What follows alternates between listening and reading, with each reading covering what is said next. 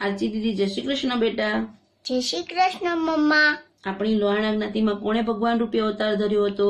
જલારામ બાપાએ. જલારામ બાપાના પિતાશ્રીનું શું નામ છે?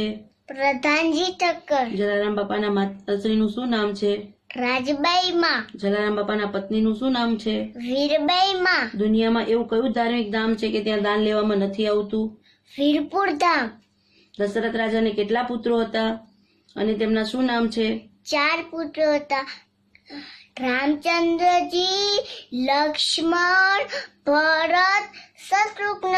રામચંદ્રજીના પત્નીનું શું નામ છે? સીતા માતા. રામાયણ કોણે લખ્યું હતું? વાલ્મીકી ઋષિએ. શ્રવણ કુમારને કોણે બાણ માર્યું હતું? દશરથ રાજાએ. દશરથ રાજાએ શ્રવણ કુમાર ઉપર કયું બાણ છોડ્યું હતું? શબ્દ ભેદી. શંકર ભગવાનના પત્નીનું શું નામ છે?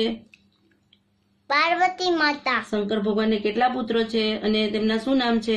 2 પુત્રો છે, કાર્તિક સ્વામી અને ગણપતિ બાપા. અર્જુનના ધનુષનું શું નામ હતું?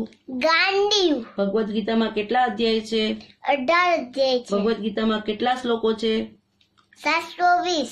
શ્રી કૃષ્ણ ભગવાનના શંખનું શું નામ હતું? પંચજન્ય. ભગવદ્ ગીતાનો પ્રથમ અધ્યાયનું શું નામ છે?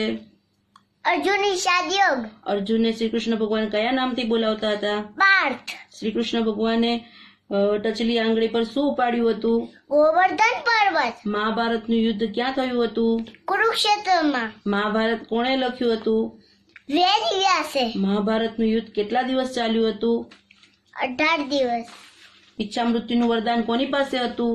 ભીષ્મ પિતા પાસે. ભીષ્મ પિતામહના શંખનું શું નામ હતું?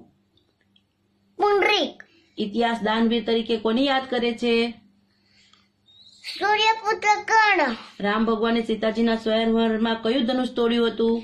શિવજીનું પિનાક ધનુષ. રામે કોના ચાકેલા બોર ખાધા હતા?